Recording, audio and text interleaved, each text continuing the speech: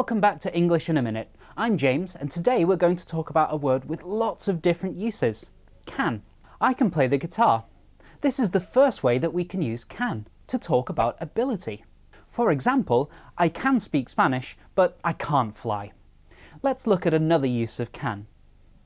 Can I open the window, Ellie? No, you can't. It's too cold. Oh, okay. In this example, can is used to ask for or give permission to do something. Can I go for lunch, Ellie? Yes, of course you can, James. Oh, thank you. Learning a language can be difficult. In this final example, can is used to talk about possibility. Ellie, take a jacket. It can get cold at night. Okay, thanks, James. This means that sometimes it is cold, but sometimes it isn't. So there we have it. Can be used for ability, permission, and possibility. Now you can use can too. See you next time.